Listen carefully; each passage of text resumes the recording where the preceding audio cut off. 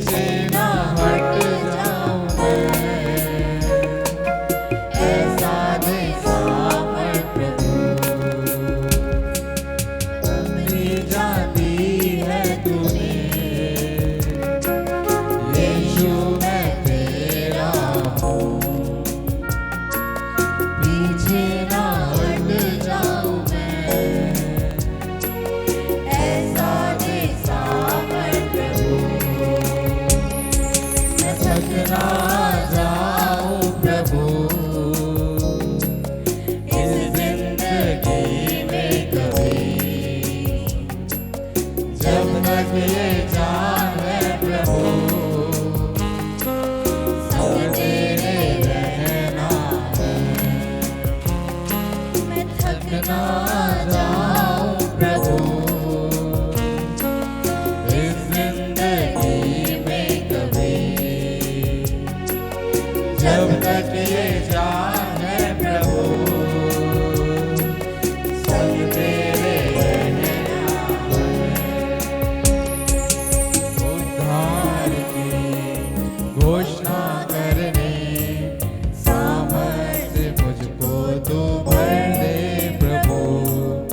उद्धार की घोषणा करने सामर्थ्य मुझको तू भर दे प्रभु। वचनों पर स्थिर रहूं मैं, यीशु तेरे आने पर तुझसे लिपटा रहूं मैं, यीशु तू काफी मुझे। वचनों पर स्थिर रहूं मैं, यीशु तेरे आने पर तुझसे लिपटा रहूं मैं, यीशु तू काफी मुझे। मैं थक ना जाऊं प्रभु,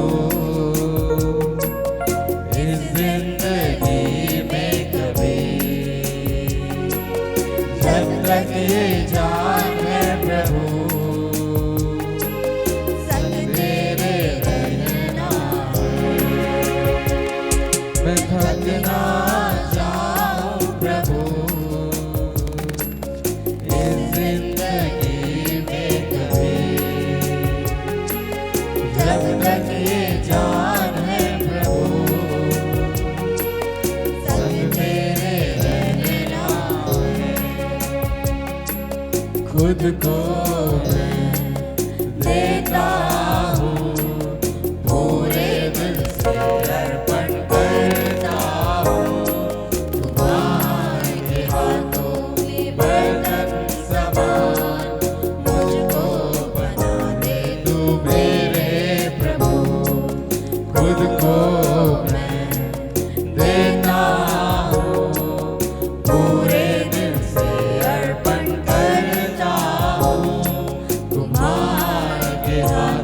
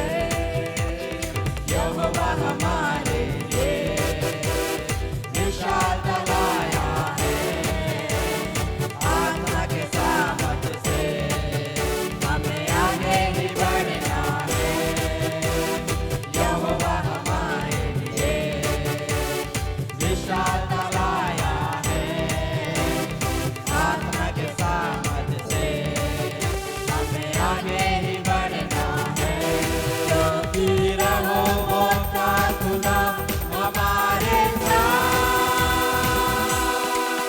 जो उसने कहा है वो पूरा करेगा, और हम भी पाएंगे जो उसने कहा है वो पूरा करेगा, और हम भी पाएंगे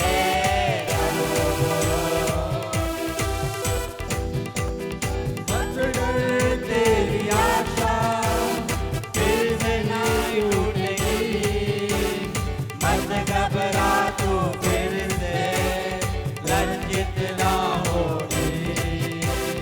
मत डर तेरी आशा फिर से नहीं टूटेगी, मत घबरा तू फिर से लज्जित ना होगी। मेरी करुणा तुझसे कभी न हटेगी, मेरी बात तुझसे कभी न टलेगी। मेरी करुणा तुझसे कभी न हटेगी, मेरी बात तुझसे कभी न हटेगी, क्योंकि रहोबोत का खुदा हमारे साथ। जो उसने कहा है वो पूरा करेगा, और हम भी पाएंगे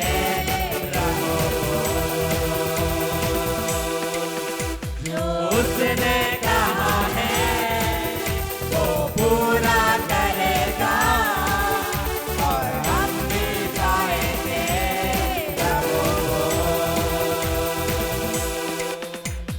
रोको मत हाथों को प्रभु की सेवा से, मजबूत बन जाओ खुदा के कलाम से। रोको मत हाथों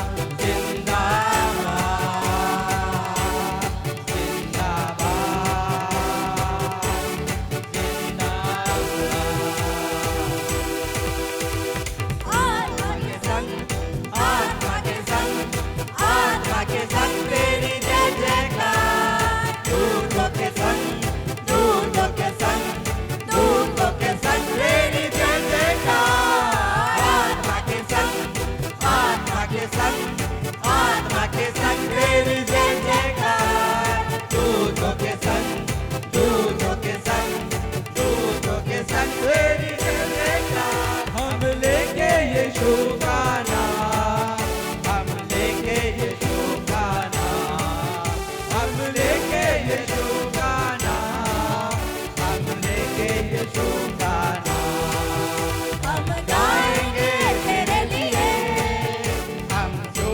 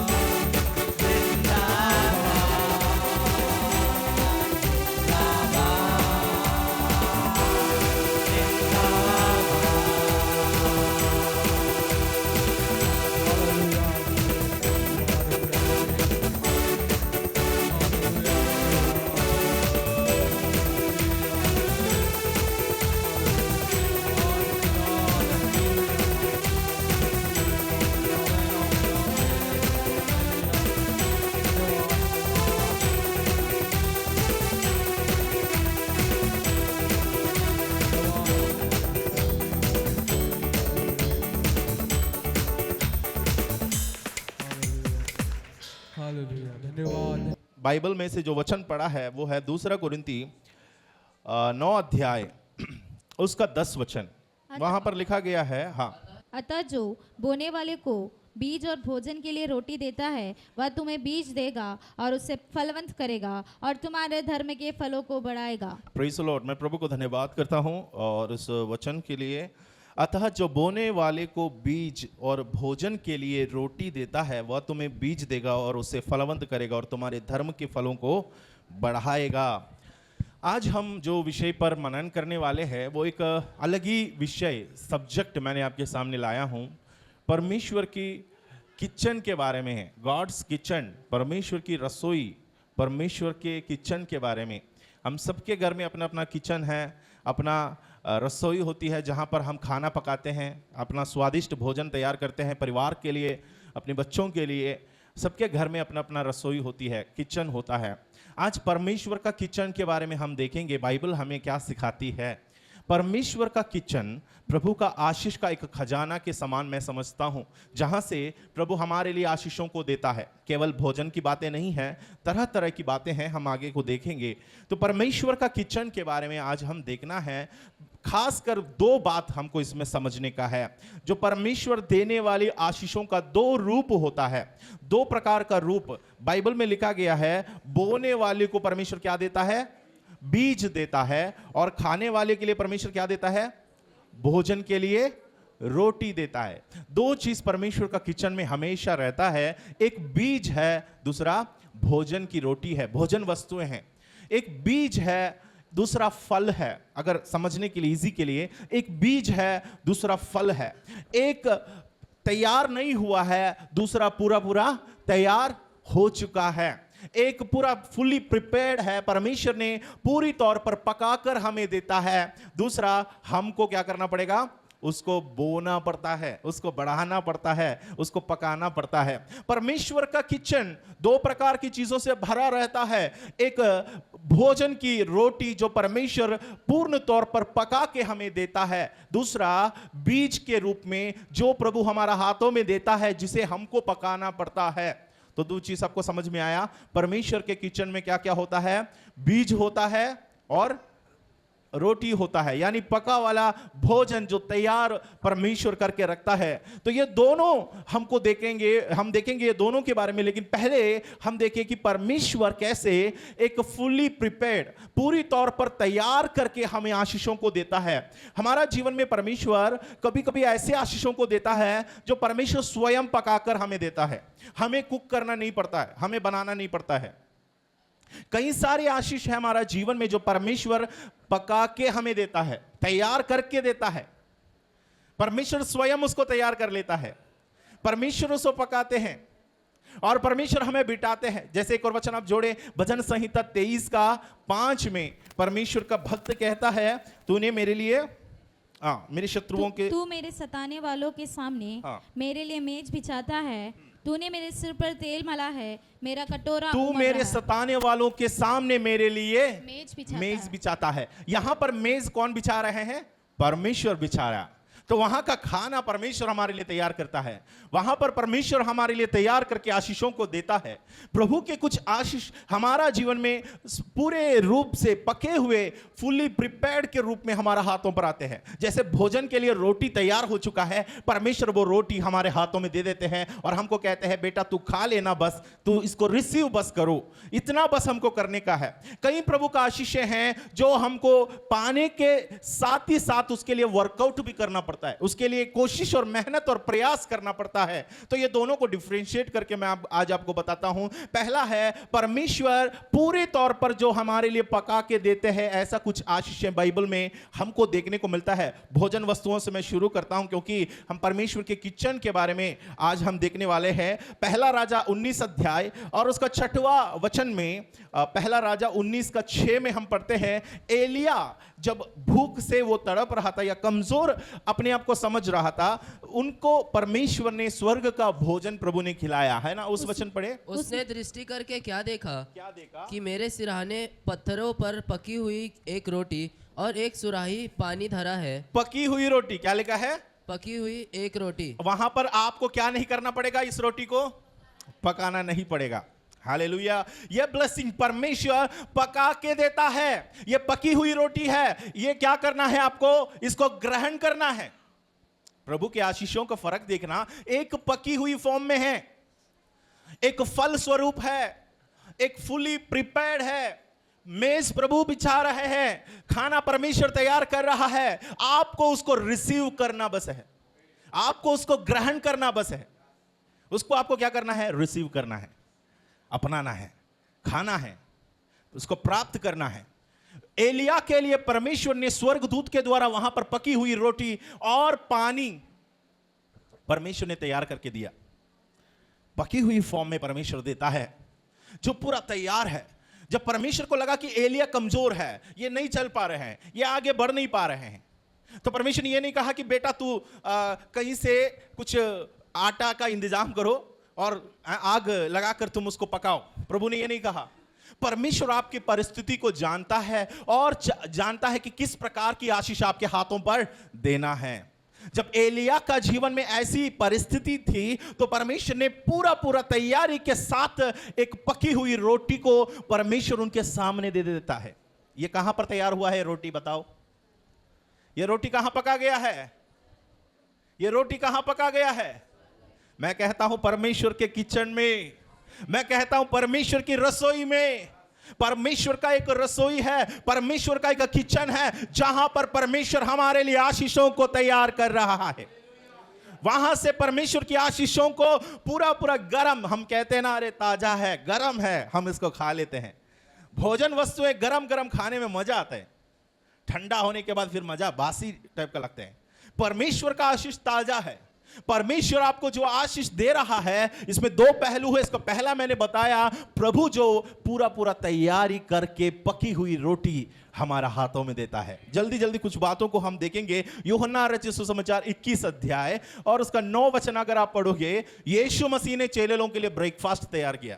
जब वे किनारे पर उतरे, हाँ। तो उन्होंने कोयले की आग और उस पर मछली रखी हुई और रोटी देखी और यीशु ने उनसे कहा, हाँ। जो मछलियां तुमने अभी पकड़ी है, हाँ। उनमें से कुछ लाओ। तो शिमोन पतरस ने डोंगी पर चढ़कर 153 बड़ी मछलियों से भरा हुआ जाल किनारे पर खींचा और इतनी मछलियां होने पर भी जाल ना फटा। हाँ। यीशु ने उनसे कहा, आओ भोजन करो। आओ भोजन करो। प्रभु बुलाता है आपको। परमेश्वर आपके लिए रोटी तैयार कर रखा है। प्रभु यीशु मसीह आपके लिए मछली पकाया है। आपको मालूम है, चेले लोग यीशु मसीह के मृत्यु के पश्चात की घटना है। उन लोगों ने ये बिलीव नहीं किया था यीशु मसीह जी उठा है। उन लोग मछली पकड़ने गए, बहुत सारी परेशानियां हुई, है ना, कुछ नहीं पकड़ा करके लिखा है। और यीशु मसीह ने ऐसा चमत्कार फिर से उनके साथ किया और उन लोग उस मछली को खींचते जब तक किनारे पहुंच रहा था, तब किनारे पर यीशु मसीह कोयले पर मछली रखा हुआ है और तैयार के साथ रोटी वहां पका हुआ रखा है और चेलों को कहते हैं, आओ भोजन करो। यीशु मसीह ने उनके लिए ब्रेकफास्ट तैयार किया। भोर के समय चेले लोग वहां पर उपस्थित है, यीशु मसीह ने उनको पका के दिया। कभी हमारा परमेश्वर आपका जीवन को वो पूरे तौर पर पूरा तैयारी के साथ आपको रोटी वो पका कर देता है। वो जानते हैं कि आपकी आवश्यकता क्या है, वो मछली को तैयार करके रखा है। परमेश्वर का किचन पर प्रभु क्या करता है मालूम? हमारे लिए पहले से सब कुछ तैयारी कर लेता है। हम सोचने से पहले प्रभु का प्रोविजन हो जाता है। आपको मालूम है, हम जो चिंता कर रहे हैं, अब चेले लोग मछली पकड़ने वाले हैं, मछली पकड़ेंगे, उसके बाद क्या क्या करना पड़ेगा, साफ सफाई करके फिर वे पकाएंगे। लेकिन उन लोगों का मछली वहां पहुंचने से पहले किनारे पर यीशु मसीह खड़ा है और वहां मछली तैयार है और यीशु कहते हैं, आओ भोजन करें। भोजन करते वक्त उन लोगों को यह प्रकट हुआ कि ये हमारा खुदा है, ये हमारा प्रभु है। प्रियो, हमारा परमेश्वर क्या करता है? पूरे रीति से रोटी पकाकर आशीषों को तैयार करके हमारा हाथों में देता है, फुल्ली प्रिपेयर्ड, पूरे रीति से तैयार। अब देखो, 5000 को यीशु मसीह ने क्या किया? 5 रोटी और 2 मछली से खिलाया। वे पका के खाया था कि ऐसी रेडीमेड फास्ट फूड जो तैयारी के साथ प्रभु ने उनको दिया? 5,000 लोगों को यीशु मसीह ने खिलाया। यूहन्ना 6:11 में हम पढ़ते हैं कि यीशु मसीह ने 5,000 से अधिक लोगों को खाना खिलाया। वहां पर 5 रोटी और 2 मछली है, और लेकिन बाकी जितनी बड़ी आबादी है, भीड़ है, उन्हें परमेश्वर जब खिलाया तो खिलाते समय आप देखना यीशु मसीह ने प्रार्थना किया, जैसे पिछले बार मैंने बताया कि वो रोटी बढ़ गई, वो मछली बढ़ गई, और उसी को बांटता गया। उसी को पका के बांटता नहीं गया, वो पका वाला है और परमेश्वर ने उसको पका के दिया है। मेरा परमेश्वर का किचन में बिना हमारे आंखों में दिखाई दिए प्रभु भोजन को क्या करता है, तैयारी करता है। हमको लगेगा ये तो काफी टाइम की बात है। नो, परमेश्वर आपके लिए झट से वो काम करके देगा। खाना पकने में 1-2 घंटे टाइम हम लोग लगाते हैं, लेकिन जब जरूरत रहते परमेश्वर का ब्लेसिंग इंस्टेंट होकर आपके पास आ जाता है, पके हुए फॉर्म में आपको देता है। क्योंकि आपको भूख लगने से 1-2 घंटे पहले ही प्रभु को मालूम है कि इसके लिए रोटी तैयार करना है। अब जरा सोचकर देखो, हम लोग भूख लगने से पहले खाना तैयार कर लेते हैं। हमारा परमेश्वर भी ऐसा है। एलिया का हालत समझकर पकी हुई रोटी भेजा लोगों के लिए। अब उनको इंतजार करवाने का टाइम नहीं, प्रार्थना किया, रोटी मल्टीप्लाई होने लगा, बढ़ने लगा, मछली बढ़ने लगा, लोगों को बांटता गया करके लिखा है। ऐसा नहीं था कि उन लोग घर पर लेके गए, अपना चूल्हा, अपने सिगड़ी लगाई और उनको पका के खाया, ऐसा लिखा है क्या? ऐसा नहीं लिखा है। पूरे तैयारी के साथ प्रभु ने दिया। एक विवाह के घर में, खाना नाम के एक विवाह के घर में दाखरस घट गया था। इंस्टेंट मिरेकल परमेश्वर ने वहां पर किया, और वो दाखरस फुली प्रिपेयर्ड था, पके हुए थे, खाने लायक था। ऐसा नहीं था कि सालों का इंतजार करना पड़ा, ऐसा नहीं था कि महीनों का इंतजार करना पड़ा कि वो दाखरस को उन लोग चख के देखे कि स्वादिष्ट है कि नहीं। लेकिन जब उन लोगों ने उसको चख कर देखा तो पता चला कि ये सबसे स्वादिष्ट है। घर वालों ने जो तैयार किया, कितने सालों से, कितने महीनों से शादी के लिए उन लोगों ने अपनी जमा पूंजी, अपना पैसा इकट्ठा किया, दाखरस की तैयारी की। जब से विवाह की बात चलने लगी तब से घर में दाखरस बनना शुरू हुआ है। लेकिन वो दाखरस इतने साल लेकर बनने के बाद भी उसका स्वाद प्रभु यीशु मसीह ने परमेश्वर के रसोई में जो तैयार किया है वो दाखरस के बराबर नहीं दिखता है। मेरा परमेश्वर का किचन में स्वादिष्ट वस्तुएं बनता है। मेरा परमेश्वर का किचन में पूरे तैयारी के साथ परमेश्वर भोजन वस्तुओं को देता है। मेरा परमेश्वर का किचन में आपकी आवश्यकता की हर एक चीज से तैयार हो चुका है। उसे हमें क्या करना है? उसे हमें स्वीकारना है, उसे हमें रिसीव करना है। कनान देश में प्रवेश करने के बाद इस्राएली लोगों को परमेश्वर ने कहा, उस देश में तुमको ऐसा बहुत सारी चीजें दिखाई देगा जो तुमने कभी लगाया नहीं हो, तुमने कभी बोया नहीं हो, मैंने तैयार कर रखा है। व्यवस्था विवरण 6 अध्याय और उसका 11 वचन पढ़े। परमेश्वर की पूरी तैयारी को आप देख सकते हैं इजराइलियों के लिए। व्यवस्था विवरण 6 और उसका 11। और अच्छे अच्छे पदार्थों से भरे हुए घर जो तूने नहीं भरे, और खुदे हुए कुएं जो तूने नहीं खोदे, और दाख की बारियां और जैतून के वृक्ष जो तूने नहीं लगाए, ये सब वस्तुएं जब वह दे और तू खा के तृप्त हो। देखो वचन में लिखा है, कनान देश में तुम रहने के बाद तुम्हें वहां क्या क्या दिखेगा? ऐसे अच्छे अच्छे पदार्थों से भरे हुए घर। परमेश्वर का आशीष देखो, हम लोग एक देश में प्रवेश कर रहा है, लेकिन वो देश में क्या क्या तैयार है? ऑलरेडी घर बना वाला है, ऑलरेडी घर में सामानों से भरा है। जो सामान आपको चाहिए वो सब कुछ भरा है घर के अंदर। परमेश्वर ने पहले से सब कुछ तैयार किया है। और क्या लिखा है? और खुदे हुए कुएं। एक कुआं खोदना कितना मुश्किल होता है, हम लोग देखो। लेकिन परमेश्वर कहते जिस गांव, जिस नगर, जिस जगह को तुम कब्जे में रहने वाले हैं, उस जगह में पहले से खुदे हुए कुएं हैं। तुमको खोदना नहीं पड़ेगा, पानी की तलाश में भागना नहीं पड़ेगा, तुम्हारा घर में सामान की घटी नहीं होगी, सब कुछ तुम्हारे घर में है। मैं समझता हूं इस्राएली लोगों को परमेश्वर ने कहा, मिस्र देश से ज्यादा कुछ मत लेकर नहीं आना, है ना, झट से निकलो। उन लोग बहुत कुछ तैयारी नहीं कर पाया, अपना कपड़ा वपड़ा लेके नहीं आया। मगर इन लोग ना कनान देश में प्रवेश करते हैं तो वहां पर अलमारी है, और खोल के देखने से कपड़ा है। ये कहां से आ गए? हम ना डीमार्ट गए थे, हम ना वहां शॉपिंग करने गए थे, फिर कहां से आ गया? वहां पे किचन में जाकर देखा, वहां दाल है, वहां चावल भरा हुआ है, ये कुपी में तेल है, ये सब कहां से आ गया? कुएं तैयार है, पानी से भरा है, घर के आगे गाय है, सारी चीजों से भरा हुआ आशीष परमेश्वर ने कनान देश में इस्राएलियों के लिए तैयार करके दिया। कुछ करना पड़ा उन लोगों को। प्रभु कहता है तुम वहां प्रवेश किया, देखो जो तू नहीं भरे, खुदे हुए कुएं जो तू नहीं खोदे, और दाख की बारियां और जलपाई के वृक्ष जो तूने नहीं। बारी तैयार है, बाहर जाके देखते हैं, अरे बाप रे इतना सारा जमीन है, वहां पर देखो खेती ऑलरेडी किसी ने बो कर रखा है, काटना बस है, आशीष लेना बस है, प्राप्त करना बस है। परमेश्वर की बहुत सारी आशीषें ऐसा होता है जो प्रभु हमारे लिए पहले से 100% तैयार करके हाथों पर चाबी देता है, हाथों में देता है, बोलते हैं बेटा रिसीव बस करो, इसको ग्रहण बस करो। परमेश्वर कहता है ये सब वस्तुएं जब वह तुझे देगा और तू इसको खा के तृप्त होगा। परमेश्वर की आशीषें पूरे तैयारी के साथ प्रभु हमारा हाथों में सौंपता है। कुछ कुछ ऐसी आशीषें हैं बाइबल में, जब हम पढ़ते हैं तो उसके लिए हमें मेहनत नहीं करना है, उसके लिए हमें स्ट्रगल नहीं करना है। उदाहरण के लिए उद्धार, साल्वेशन, वचन में लिखा तुमने मुझे नहीं चुना, मैंने तुम्हें। उद्धार मैंने मेहनत करके नहीं पाया। पौलुस कहता है कर्मों के द्वारा, कामों के द्वारा कोई भी प्राणी परमेश्वर के सामने धर्मी नहीं ठहर सकता है। उद्धार परमेश्वर का देन है, उद्धार परमेश्वर का गिफ्ट है, उद्धार हमने रिसीव बस किया है। उसके लिए आपने कुछ चुकाया, आपने कुछ दिया, आपने कुछ बोया, आपने कुछ मेहनत किया। आजकल लोगों को लगता है हमको कुछ बोना पड़ता है उद्धार के लिए, गलत है। आज लोगों को लगता है पैसा बोने से उद्धार होगा, गलत है। आज लोगों को लगता है बपतिस्मा लेने से उद्धार होता है, गलत है। आज लोगों को लगता है प्रभु भोज मनाने से उद्धार होता है, सब गलत है। ये सब चाहिए मगर वो सब उद्धार नहीं है। उद्धार प्रभु का देन है और गिफ्ट है, वो फ्री में है, वो आपका कोशिश से नहीं मिलता। वचन में लिखा है ऐसा ना हो कि कोई भी प्राणी घमंड परमेश्वर की उपस्थिति में करे।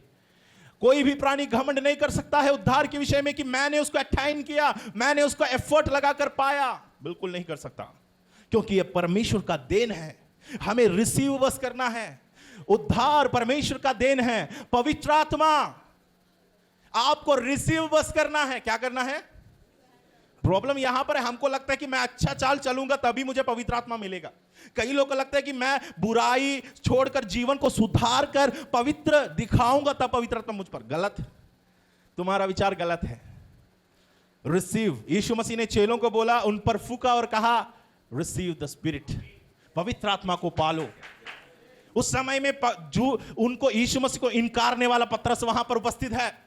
उस समय यीशु मसीह को चूमकर धोखा देने वाली यहूदा इस्करियोती वहां उपस्थित है। लेकिन प्रभु कहते हैं लो पवित्र आत्मा पाओ, क्योंकि ये फ्री में है।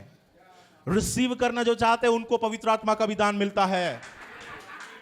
उद्धार आपको फ्री में परमेश्वर देता है, तैयारी के साथ प्रभु देता है। उसमें आपको जोड़ना नहीं पड़ेगा, उसमें आपको ऐड करना नहीं पड़ेगा, उसमें आपको कुछ घटाना नहीं पड़ेगा। परमेश्वर की आशीष एक तरफ जब हम देखते हैं पूरा पका वाला है, तैयारी के साथ है, उसे हमको रिसीव बस करने का है। मैं सोचता हूं जब मूसा के हाथ में परमेश्वर ने 10 आज्ञा दिया, मूसा को यह नहीं बोला कि बेटा तू एक पेन और पेपर, हम बोलते थे, मैं होता तो क्या बोलता, भैया पेपर निकालो मैं बता देता हूं क्या करो, लिख ले। परमेश्वर ने अपने हाथों से लिख कर दिया, व्यवस्था को तख्ती बनाकर दिया, पत्थर की टैबलेट बनाकर परमेश्वर ने उनके हाथों में सौंप दिया। रिसीव बस किया ना मूसा। ऐसा नहीं था कि मूसा ने खड़े खड़े हाँ प्रभु बोलता जाओ पहला आज्ञा ये है, नहीं, परमेश्वर ने अपने हाथों से लिख कर दिया। पूरी पूरी तैयारी के साथ मेरा परमेश्वर देता है, हमें उसको क्या करना है? रिसीव करना है। स्वर्ग का राज्य रिसीव करना है। विश्वास करने के द्वारा परमेश्वर का राज्य में हम प्रवेश करता है, विश्वास के द्वारा मिलता है। कभी मत सोचना मैं मेहनत करके स्वर्ग राज्य में प्रवेश करूंगा, फिर तुम्हारे लिए स्वर्ग राज्य नहीं रखा गया है। परमेश्वर का राज्य एक अनमेरिटेड फेवर है आपके जीवन में जो परमेश्वर करने वाला है। आज भी हम परमेश्वर के राज्य में प्रवेश कर चुका है, लेकिन आक्षरिक तौर पर आप प्रकट होते हुए देखोगे ना, तब आपको पता चलेगा मेरा खुदावंद कितना दयालु है, मेरा परमेश्वर कितना प्रेमी है। जो इसका लायक मैं नहीं था, मसीह पर विश्वास करने के द्वारा मुझे अनंत जीवन का वारिस ठहरा दिया। परमेश्वर का राज्य आपके लिए पूरा तैयार है, उसके लिए आपको कुछ करना नहीं पड़ेगा। उसके लिए आपको यह नहीं करना पड़ेगा मेहनत करके एफर्ट लगा। आजकल गलत शिक्षा है, एफर्ट लगाकर स्वर्ग राज्य नहीं पाया जाता है, बिल्कुल गलत है। लेकिन आपको विश्वास करना है प्रभु पर, विश्वास के द्वारा उद्धार होता है। उद्धार अगर फ्री है, परमेश्वर का राज्य भी, उद्धार मतलब वही है। अगर परमेश्वर का राज्य कुछ कामों के द्वारा हासिल होती है तो फिर उद्धार भी कामों के द्वारा हासिल होता है। फिर मसीह का क्रूस की मृत्यु व्यर्थ है। फिर ऐसा है कि मसीह की मृत्यु के द्वारा संपूर्णता नहीं हुई। फिर ऐसा है कि मसीह की मृत्यु में परफेक्शन नहीं था। फिर ऐसा है कि मसीह ये नहीं बोल सकता कि सब कुछ पूरा हुआ। लेकिन वचन में लिखा है मेरा प्रभु ने जो कुछ चाहिए था सब कुछ पूरा किया, और परमेश्वर ने वो धार्मिकता मेरे और आपके खाते में डाल दिया है। अब हमें बस उसको रिसीव करने का है। जो विश्वास करेगा उसका उद्धार होगा, लिखा है। संपूर्ण तौर पर तैयार करके परमेश्वर बहुत सारी आशीषों को हमारा हाथों में देता है। परमेश्वर का किचन में, प्रभु की आशीषों का भंडार में, प्रभु की खलिहान में ऐसा फल होता है जो पक गया है और उसको हम खा सकते हैं। लेकिन एक दूसरी पहलू मैं बताता हूं। परमेश्वर के उस किचन में सिर्फ भोजन वस्तुएं नहीं होती है, कुछ कुछ आशीष परमेश्वर के तरफ से जो हमारे हाथों पर मिलती है वो बीज के समान परमेश्वर देता है। कैसे देता है? बीज के समान हमें देता है। बोने वाले को, है ना, कुरिन्थियों की पत्री 9 का हमने उसका 10 में क्या पढ़ा था? बोने वाले को परमेश्वर बीज देता है, अतः जो बोने वाले को बीज और भोजन के लिए रोटी देता है, वह तुम्हें बीज देगा और उसे फलवंत करेगा। देखो, परमेश्वर बीज देता है और उसे, तो समझ लेना आप अकेला मेहनत नहीं कर रहे हैं। आप बोना जरूरी है, मगर फलवंत कौन करता है? इंग्लिश में इसको कहता है पार्टिसिपेटरी ब्लेसिंग। पार्टिसिपेटरी ब्लेसिंग मतलब सहभागिता के साथ, एक दूसरे के साथ पार्टनरशिप में काम करने के बराबर है। पार्टिसिपेटरी ब्लेसिंग, परमेश्वर की आशीष में मैं सहभागी होता हूं। उस काम में परमेश्वर मेरा सहभागिता करता है, मेरा साथ देता है। बीज परमेश्वर हमारे हाथों पर देता है। हमेशा परमेश्वर हमें खाना पका के नहीं देता है। कभी कभी हमको क्या करना पड़ेगा? कभी क्या करना पड़ेगा? हेलो, कभी आपको क्या करना पड़ेगा? गैस चालू करना पड़ेगा। ऐसा मत सोचकर बैठना हमेशा परमेश्वर पका के देता है। आज मैं मुंह खोलकर बैठता हूं, आज भी परमेश्वर मुझे खिलाएगा। कच्चा मांस होगा, चलेगा? है? परमेश्वर ने इस्राएलियों को मरुस्थल में बटेर को भेजा, याद है? ये बटेर वहां कैसे आया? कैसे आया था? पका वाला फॉर्म में आया, तंदूरी बनाकर भेजा था, है? राड़ वाड़ में पका के मजे से, है, लाल रंग और हरा रंग में, ऐसा आया था क्या? किस फॉर्म में वहां पर आया? उड़ते उड़ते वहां पर आके बैठा, लिखा है ना। समुंदर से जब आंधी चला, वचन में लिखा आंधी चला, तो आंधी के वो सामर्थ्य से, आंधी के ताकत से समुंदर से बटेर वहां से उसको उड़ा के इस्राएलियों की तंबुओं के आर पार में, आसपास में आकर गिरा। अब मैं बोलूं परमेश्वर पका के भेजा है बोल के उसको कच्चा उठा के मैं नहीं खा सकता हूं। उसको मुझे क्या करना पड़ेगा? पकाना पड़ेगा। ये बीज है, इसको मुझे पकाना पड़ता है। मन्ना पकाना पड़ा, बताइए। मन्ना पकाना पड़ा है? मन्ना नहीं पकाना पड़ा? हाँ, काजल बोलती है पकाना पड़ा। काजल भी वहां थी उन लोगों के साथ, लेकिन बाइबल में लिखा है मन्ना उन लोग पका के खाया। काजल सही बोली, मन्ना को लोग पका के खाया है। गिनती 11 अध्याय और उसका 8 वचन आप जरा देख लेना। गिनती 11 का 8। लोग इधर उधर जाकर उसे बटोरते और चक्की में पीसते। देखो, अब देखो, हम बोलते हैं कि परमेश्वर ने तैयार, अरे दे दिया भाई, देखो घर के सामने मन्ना पड़ा, उठा लो खा लो।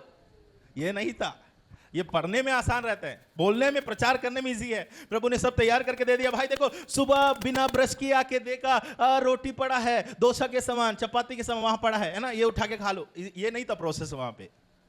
उन लोग बटोर लिए, बटोरने के बाद प्रोसेस यहां पर लिखा है। उन लोगों ने क्या किया? चक्की में पीसते, चक्की में वे पीसते, ओखली में कूटते थे, ओखली में वो कूटते थे, फिर तसले में पकाते, फिर वे क्या करते थे? तसले में पकाते तसले में वे पकाते थे और उसके फुलके बनाते थे। और उसके फुलके बनाते थे।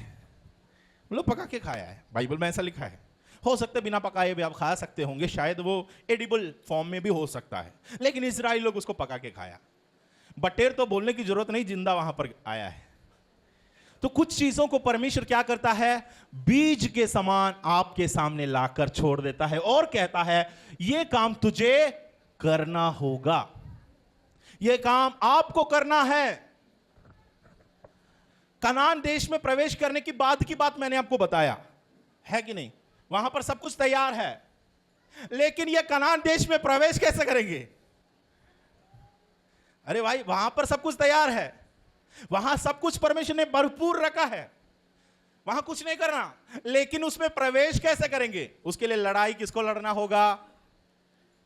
कनान देश को पोसेस करना है, कब्जा करना है, उसके लिए लड़ना होगा। यहोशू 1:3 में हम पढ़ते हैं कि कनान देश के लिए उन लोगों को लड़ाई लड़ना पड़ता है, कनान देश को कब्जे में लाना पड़ता है।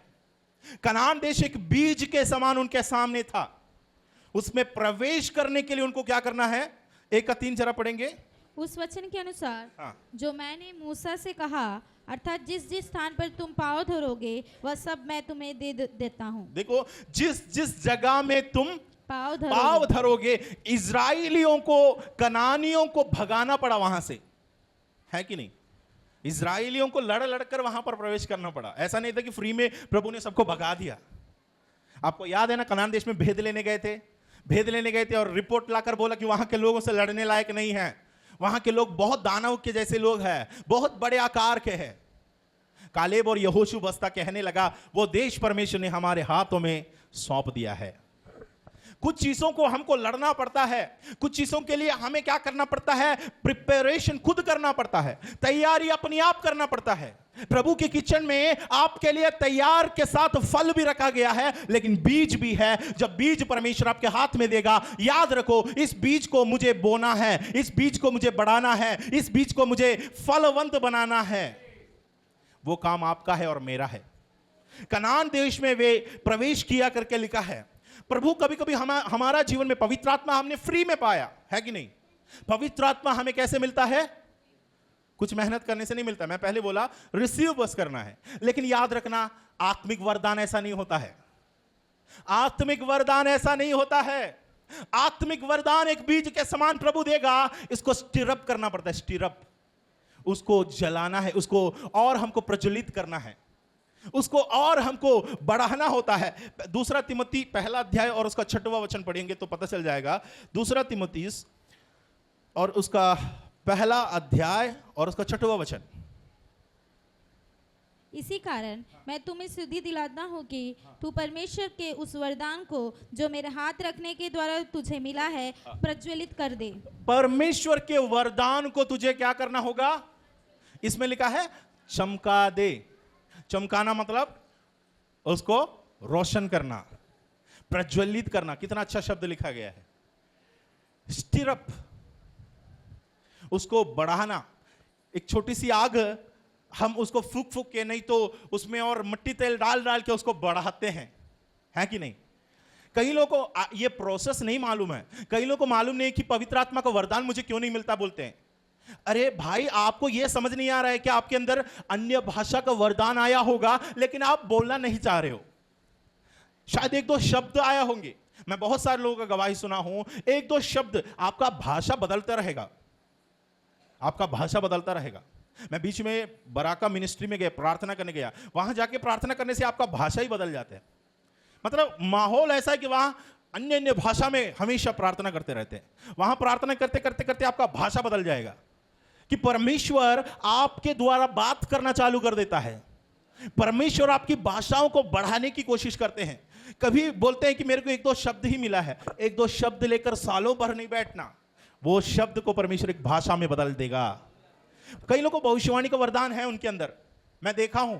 कई लोगों को कुछ कुछ चीजों को परमेश्वर प्रकट करके देता है, लेकिन साफ साफ नहीं दिखता है। साफ साफ यीशु मसीह ने एक अंधे को चंगाई दिया, चंगाई देने के बाद उसका आंख खुला तो धुंधला दिखाई दी। क्या लिखा है? उससे यीशु ने पूछा तुझे दिख रहा है कि नहीं? तो उसने क्या बोला? मैं मनुष्यों को पेड़ के समान मैं देख पा रहा हूं। कई भविष्यवक्ता लोग ऐसा है, हम लोग उनको बोलते हैं तो झूठा हो सकता है, अरे इंसान को पेड़ बोल दिया। इंसान को पेड़ बोलने के कारण वो झूठ नहीं होता है, उनको वो स्पष्ट तौर पर प्रकट नहीं हो रहा है। वरदान है अंदर।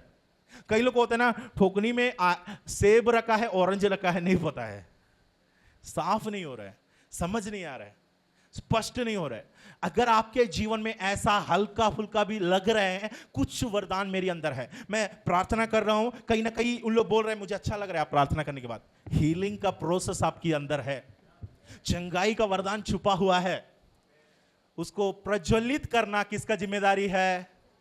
उसको प्रज्वलित करना, उसको चमकाना किसका जिम्मेदारी है? परमेश्वर का जिम्मेदारी नहीं है।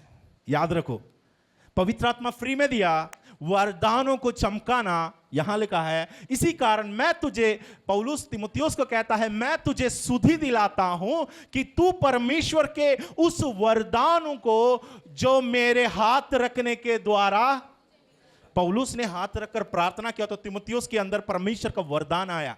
और पौलुस कहता है इतना काफी नहीं है, वरदान आ गया होगा, तुझे दिखाई कैसे दे रहे हैं? इंसान धुंधला धुंधला दिखाई दे रहे, तुझे साफ नहीं हो रहा है, पानी में क्या है समझ नहीं आ रहा है, इसके पीछे की राज समझ नहीं आ रहा है, लेकिन परमेश्वर की उपस्थिति में बैठो, वो स्पष्ट कर देगा। परमेश्वर स्पष्ट कर देता है। वचन में लिखा परमेश्वर गॉड ऑफ क्लैरिटी, गड़बड़ी का परमेश्वर नहीं, परमेश्वर सुधार और क्लैरिटी आपके जीवन में देगा। दानियल को स्वप्न बताया गया, दानियल ने बोला मैं प्रार्थना करता हूं। दानियल ने क्या बोला?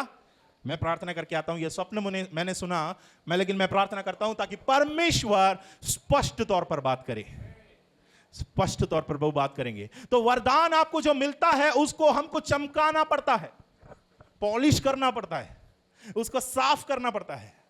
चमकाना हमारा जिम्मेदारी है। थोड़ी सी भाषा है, प्रभु की उपस्थिति में बैठो, आज से शुरू करो, जितने भी भाषा आया हो उसमें चालू करो, परमेश्वर आपकी भाषा को बढ़ाता जाएगा।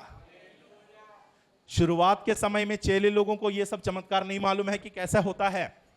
उन लोगों के द्वारा जब अद्भुत काम हुआ ना, वे इतना खुशी के मारे यीशु मसीह के पास आकर कहा, अरे भाई हमने प्रार्थना किया तो बीमार, अरे मैं देखते देखते लंगड़ा। फर्स्ट एक्सपीरियंस था। जब उन लोग उसमें एक्सपर्ट हो गया ना, रुमाल उठा के अरे भाई ले चलो। पहले ऐसा नहीं था, पहले आकर इतना खुशी के मारे खुद हंस रहे, बोलते मैंने प्रार्थना की तो दुष्ट आत्मा निकल गया, मैंने प्रार्थना किया तो लंगड़ा चलने लगा। लेकिन जब उसमें वे माहिर हो गए, जब उनको चमकाने लगा, तब उन लोगों का टॉवल में सामर्थ्य बहने लगा, उनके छाया परछाई पड़कर बीमार ठीक होने लगा। परमेश्वर का वरदान चमकाने के लिए प्रभु ने दिया है। बीज स्वरूप, बीज के रूप में प्रभु ने हाथों में दिया है। बढ़ाना किसकी जिम्मेदारी है? हमारा जिम्मेदारी है। हालेलुया। परमेश्वर का आशीषों को दो प्रकार के फॉर्म में हम देखते हैं, एक बीज है तो दूसरा फलवंत है। फलवंत हमने देखा, बीज कुछ बातों को देखेंगे। आपके गोद में परमेश्वर आपको देने वाला संतान, आपके हाथ में परमेश्वर आपको देने वाला बच्चा, बीज है या फल है? आप लोग बताएं। कितने लोग बोलते फल है? फल मतलब समझ गया ना, पूरा पूरा पका वाला है, खाना बस है।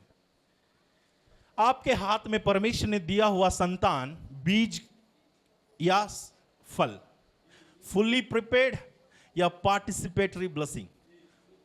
फुल्ली प्रिपेयर्ड ब्लेसिंग है या पार्टिसिपेटरी ब्लेसिंग है? कितने लोग बोलते बीज है? ओके, कुछ लोग हैं। कितने लोग बोलते फल है? ये दोनों में नहीं है क्या? कई सारे लोग। फिर आप लोगों को कुछ नया आइडिया है तो बता दीजिए, बीज और फल के बीच में क्या गुठली है क्या? फिर क्या बता दो ना, है? बीज और फल के बीच में कुछ प्रोसेस है क्या? मेरे को नहीं पता है, बता दीजिए अगर कोई ऐसा होगा तो। मैं समझता हूं बीज फल बन जाता है, उसके बाद मुरझा जाता है बस, है? उसके बीच में कुछ है? फिर बाकी लोग हाथ क्यों नहीं उठा रहे? कुछ नए इन्वेंट कर रहे हो क्या? फल, बच्चा क्या है? आपके हाथ में परमेश्वर जो देता है ना, भजन संहिता 127:3 में लिखा है, गर्भ का फल यहोवा की ओर से प्रतिफल है, लेकिन हाँ, और नीचे लड़के यहोवा की ओर से दिए जाने वाले भाग है ना? लड़के यहोवा के ओर से दिए जाने वाले भाग है। गर्भ का फल यहोवा की ओर से प्रतिफल है, ये रिवॉर्ड है। आपके लिए गिफ्ट है, सब है, लेकिन यह फल नहीं है, यह बीज है। आपके हाथ में जो बच्चे हैं ये फल नहीं है। फल मतलब पूरा पका वाला होता है, समझदार होता है, उसको कुछ समझाना नहीं पड़ता है, उसको बढ़ाना नहीं पड़ता है, वो पक चुका है। बच्चा ऐसा है क्या? आप बताइए, आपके पास का बच्चे को कुछ सिखाना पड़ता है कि नहीं? नीति वचन में लिखा है ट्रेन द चाइल्ड, बच्चे को उस मार्ग की शिक्षा दो जिसमें उसको चलना चाहिए। शिक्षा किसको देना है? बच्चे को देना है। कौन देगा? माता पिता देंगे। बच्चा आपके हाथ में परमेश्वर ने जो दिया एक बीज के समान है, उसे बढ़ाना मेरा और आपका जिम्मेदारी है। कई बीज है खराब हो जाता है, कारण कौन है? हम ही लोग हैं। हम उसको अच्छे से देख रेख नहीं करते हैं, हम उसका पालन पोषण नहीं करते हैं, हम उस पर सुधि या प्रार्थना नहीं करते हैं, हम उसको बराबर खाद नहीं डालते हैं, हम उसको पानी नहीं देते हैं, बढ़ने का वातावरण नहीं देते हैं, तो वो बीज सड़ने लगता है। वो बड़े होकर वो बच्चा, उनका लाइफ खराब हो जाता है। जिम्मेदार मां बाप लोग हैं, क्योंकि परमेश्वर ने संतान को आपके हाथ में बीज के समान दिया है। इसको बढ़ाना आपकी जिम्मेदारी है। परमेश्वर के भय में चलाना आपकी जिम्मेदारी है। प्रभु का बीज, परमेश्वर के संतान प्रभु आपके हाथों में देता है, उसे परमेश्वर का भय में आपको बढ़ाने का है, उसे प्रभु का मार्ग सिखाने का है, उसे परमेश्वर का रास्ता बताने। जब वो गलती करेगा तब बोलना बेटा बेटी ये गलत है, ये नहीं करने का है, बाइबल में लिखा है ये गलत काम है। अगर वो बुरे संगति के पीछे जाते हैं, बोलना ये बुरे संगति आपका चरित्र को बिगाड़ सकते हैं, इसके पीछे तू नहीं लगना। बेटे, संदेश अपने बच्चों को आप जरूर देना है, परमेश्वर का वचन आप जरूर उन्हें सुनाना है। अगर आप उन्हें नहीं सुनाओगे, ये बीज अपने मर्जी से बड़ा हो जाएगा।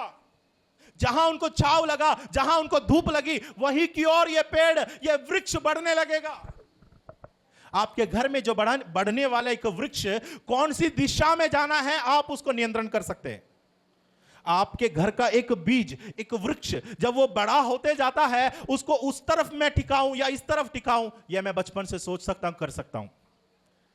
जरूर सूरज की रोशनी की ओर वृक्ष बढ़ता है, लेकिन याद रखना एक रस्सी से मैं उसको क्या कर सकता हूं? अपने पास खींचकर इस तरफ ला सकता हूं। यह काम हम लोग नहीं कर रहे हैं। हम लोग उसको पतंग के जैसे छोड़ दिया, उसका डोरी तक छोड़ दिया। कभी कभी पतंग को लगता है ये डोरी मुझे पीछे की ओर खींचता है ना, मुझे आगे बढ़ने नहीं देता है। पतंग को बहुत शिकायत होती है डोरी से, ये मुझे आगे बढ़ने नहीं देते। मेरी मम्मी पापा हर बात में ठोकते हैं मुझे, ये मुझे बढ़ने नहीं देता है। पास्टर जी ना बार बार हमारे बारे में समझाते हैं, भाई बहन ये आपकी डोरी हमारे पास में है, याद रखो। आपको लगेगा ये डोरी से हम खींचते तो आपको आगे बढ़ने नहीं मिल रहा है, आपको तकलीफ महसूस हो रहा है। अपने मर्जी से डोरी को काटकर मालिक के हाथ से भाग कर देखो, तुम्हारा हालत क्या हो जाएगा पता चल जाएगा। कुछ देर के बाद में दिखेगा बिजली के खंभे में ऐसा उल्टा लटका हुआ। यही हाल होता है जो बच्चे अपने मां बाप के आदेश को नहीं मानते हैं, जो बच्चे परमेश्वर का वचन को सुधि नहीं देते हैं, जो बच्चे परमेश्वर का वचनों को ग्रहण नहीं करते हैं, मां बाप की आदेश को नहीं मानते हैं, ऐसे बच्चों का कभी आशीष नहीं होता है। वे बिगड़ जाते हैं, वे अपना मन मर्जी का पतंग बढ़कर उड़ते रहते, उनको लगेगा मैं ऊंचाई ऊंचाई ऊंचाई हासिल करके जाता हूं। बिल्कुल नहीं भाई, एक दिन आएगा ऐसी हवा लगेगी, ऐसा तूफान आएगा, ऐसा बाधा आपके सामने आएगा। आपका जो शरीर है ना नाजुक है, आपका जो आकार है ना वो बहुत पतला सा है। एक शार्प आइटम, एक शार्प चीज आपके शरीर में अगर घुस गया या कोई भी चीज पे चोट लगा, आप पूरा पूरा फट जाओगे। हैंडल नहीं कर पाते बच्चे लोग प्रेशर। माँ बाप के भरोसे, माँ बाप की सहारे, माँ बाप की अगुवाई में डोरी के अंदर रहकर उड़ना सीखो। उससे क्या होगा, आप कितने दूरी तक जाना है माँ बाप लोगों को मालूम रहता है। कहां तक उड़ना चाहिए बेटा, कितना हाइट में जाना चाहिए बेटी, कितना तक संगति बनाना चाहिए, लिमिट माँ बाप के हाथ में होना चाहिए। वरना उस पतंग के समान उन बच्चे उड़ते हुए आपको आसमान में दिखेगा, उसको देखकर दूसरा पतंग बोलते हैं मुझे भी उड़ना है। पड़ोस के बच्चे को देखकर घर वाले बच्चे बोलते हैं उनकी माँ बाप को देखो, राजू रानी की माँ बाप को देखो, उन लोग को हमको कुछ नहीं बोलते हैं, आप बस इतना क्यों सुनाते हो। भाई बहन, बच्चों, वो पतंग है जिसका डोरी टूट चुका है। वो कुछ देर तक आसमान में तैरता रहेगा, मजे मजे में आपको बुलाते रहेगा, आ जाओ मेरे साथ, तुम भी आओ, यहाँ विशाल है, आसमान कितना सुंदर है, हम उड़ते रहेंगे, कोई बाधा नहीं। माँ बाप से बचकर रहो। घर में 12 बजे, घर में 1 बजे, रात को घर वाले की नजर से छुप कर चैटिंग, चीटिंग, बातचीत। एक दिन याद रखना, यह पतंग नीचे गिरेगा, बुरी तरह से गिरता है। आंसू बहाने के लिए माँ बाप लोग ही रहेंगे।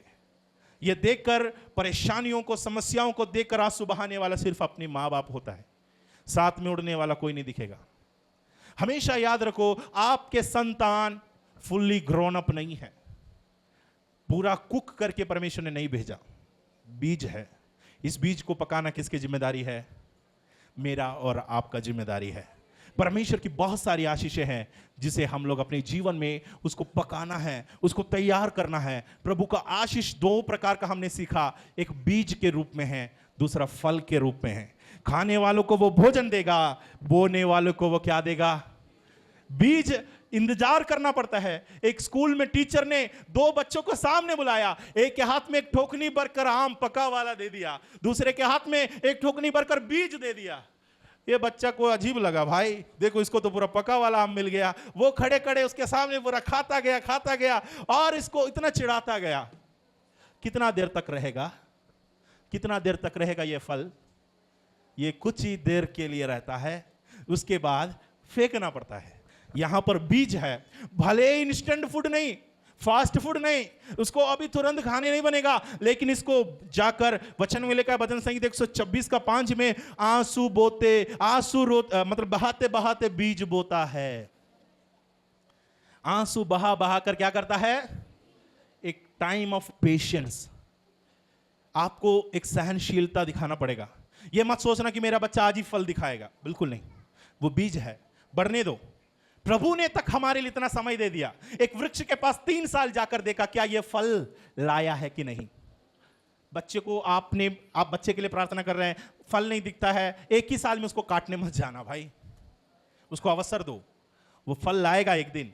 वो बीज है, वो अच्छा जमीन पर पड़ेगी ना, उसमें अच्छा खाद रहेगा, उसमें पानी पड़ेगी ना, उसके अंदर का वो फल बाहर आने लगेगा। जो बच्चे के हाथ में बीज मिलता है, वो बीज कुछ महीनों, कुछ सालों के बाद ऐसा वो खेती का बारी जैसे बन जाता है। यहां पर एक ठोकनी भर के आम पका वाला मिला, यहां पर बहुत बड़ी कटनी हो रहा है।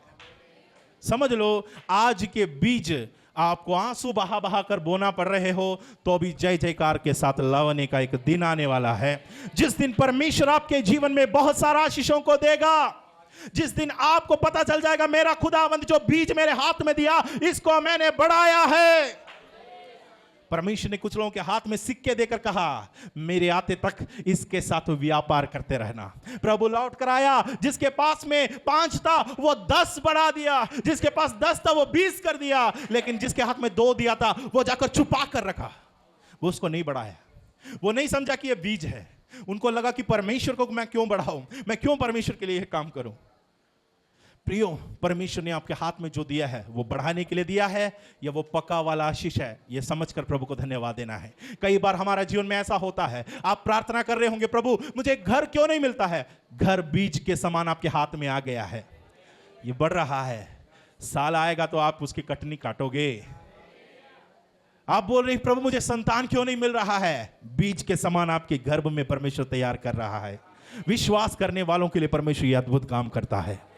अब्राहम ने विश्वास किया, निर्जीव स्थिति में भी उसने यह माना कि मेरा परमेश्वर अकाल में भी 100 गुना फल देने वाला खुदावंद है। अगर सारा की गर्भ उसके लायक नहीं, मेरा शरीर निर्जीव है, फिर भी मेरा परमेश्वर अगर बोया है, फल स्वरूप एक संतान वहां पर प्रकट होगा। अब्राहम ने परमेश्वर की बातों पर विश्वास किया, और परमेश्वर ने जो कहा उस बात पर उसने यकीन किया। अगले बार मेरे लिए परमेश्वर आसमान की तारों के समान संतान बनाएगा। जिसने विश्वास किया, वो बीज उनके निर्जीव शरीर में काम करने लगा। आज मैं कहता हूं, आपके जीवन में बीज परमेश्वर ने बोया है। निराश ना करना, इंतजार करो, वो सब्र करो, वो परमेश्वर का दिन आने वाला है, एक जय जयकार की कटनी का दिन आएगा। आप इतने साल इंतजार किया, मेरा फ्यूचर क्यों नहीं बन रहा है, मेरे लिए भविष्य का द्वार क्यों नहीं खोल रहा है। आज मैं कहता हूं आपके जीवन का बीज पक रहा है, तैयार हो रहा है, एक आनंद की कटनी आपके सामने आने वाला है। कितने लोग विश्वास करते मेरा परमेश्वर मेरे हाथों में जो देता है, वो बीज हो, वो फल हो, वो तैयार किया गया खाना हो, वो भोजन मुझे पकाना भी हो, मैं उसके लिए तैयार हूं। खुदावंदे परमेश्वर आप मेरे हाथ में जो वरदान दिया है उसे प्रज्वलित करने के लिए मैं तैयार हूं। परमेश्वर आपकी महिमा के लिए मैं दौड़ने के लिए तैयार हूं। जो बीज प्रभु आपने मेरे हाथों में दिया उसको मैं बढ़ाऊंगा, उसको मैं मल्टीप्लाई करूंगा, मैं बहुतों के लिए आशीष का कारण मैं बन जाऊंगा। शाबाश। एक पल अपने आप को प्रभु के हाथों में समर्पण करते हुए कहे, प्रभु जी मेरे जीवन का बीज, मेरे जीवन का परमेश्वर पिता हालेलुया फल आपकी ओर से मुझे मिलता है। प्रभु जी हालेलुया बोने वाले को बीज देने वाले, खाने वाले के लिए भोजन वस्तुएं देने वाला परमेश्वर आपके किचन में, आपके खलिहान में दोनों हमें प्राप्त होती है। आपकी जरूरत क्या है? आज परमेश्वर से मुंह खोलकर कहे, प्रभु मुझे एक फल की आवश्यकता है, परमेश्वर मुझे एक बीज की आवश्यकता है। परमेश्वर आज आपको देने के लिए तैयार है। प्रभु आपके जीवन में वो देने के लिए तैयार है। ये परमेश्वर का किचन है, ये हमारा घर नहीं है, ये हमारा घर की सीमित किचन नहीं है, ये परमेश्वर की किचन है। वहां पर किसी भी चीज की घटी नहीं होगी, वहां पर कोई भी चीज की कमी घटी नहीं होगी, वहां की आशीषें नहीं घटता है, वहां का दाखरस नहीं घटेगा, वहां का तेल नहीं घटेगा, वहां का आटा कभी नहीं घटेगा, क्योंकि ये परमेश्वर का किचन है, ये परमेश्वर का रसोई है। वहां से भरपूर आशीषों को परमेश्वर आपके जीवन में दे सकता है। एक भरपूर आशीष परमेश्वर आपके जीवन में देगा, जहां पर कोई घटी नहीं होती है। जवान सिंह भी भूखे रह जाएगा, परमेश्वर की खोजियों को अपने खजाने से वो भरपूर आशीष देगा। इसलिए भक्त कहते यहोवा मेरा चरवाहा है, मुझे कोई घटी नहीं होगी। ओह आपके जीवन में एक भरपूर आशीष परमेश्वर आने वाले दिनों में प्रकट करेगा। विश्वास करने वाले रिसीव करे। प्रभु का कहे, परमेश्वर मैं इस बात को विश्वास करता हूं, मैं इस बात को रिसीव करता हूं। मेरे जीवन में, मेरे परिवार में एक बड़ी ब्लेसिंग यस यीशु के नाम से परमेश्वर उन ब्लेसिंग्स को आपके जीवन में प्रकट करे। आपके जॉब में, आपके बच्चे के विषय में, आपके परिवार में, आपके पति के जीवन में, आपके काम में परमेश्वर का एक बड़ा ब्लेसिंग यस यीशु के नाम से बहने पाए, एक बड़ी आशीष बहने पाए, एक बड़ी स्रोत फूटने पाए। सालों का इंतजार आपके हाथों पर आने पाए, सालों का इंतजार आपके वश में आने पाए। हजारों साल से, कई सालों से प्रभु ने वायदा किया, परमेश्वर का राज्य का वो राज्य आपके हाथ में आ रहा है। ओ शाठाला रबा कासियान चला रबो, प्रभु की महिमा आपके जीवन में प्रकट होने पाए। परमेश्वर के सामर्थ को रिसीव इट, अन्य भाषाओं को रिसीव इट, भविष्यवाणियों को रिसीव करो, चंगाई का वरदान को रिसीव करो। शाबा राका थाला राबो शेन चले रेबे लाखा राका से चले रेबे के पवित्र आत्मा आपके जीवन में जो बीज देता है, जो फल देता है, उसे बढ़ाने के लिए प्रभु के हाथों में समर्पित करे। प्रभु का कहे, आई एम रेडी, मैं तैयार हो। शाबाराबा का छाला राबा शेन चले रेबे लाबा राका छाला राबा सियान छाला रखा। प्रभु के सामर्थ आपके जीवन में, आपके परिवारों में काम करने पाए। सालों का इंतजार कई घरों में पूरा होने पाए। नया घरों की आशीष परमेश्वर कईयों का जीवन में जोड़े। शाबा राका चला रबो शेन चले रेखे। आपका काम को प्रभु दिए जल्दी उसका फाइल्स को आगे बढ़ाने वाला है। रुका हुआ काम बीज कटने के लिए तैयार करने वाला है। बोने वाले को बीज देने वाला परमेश्वर से फलवंत करने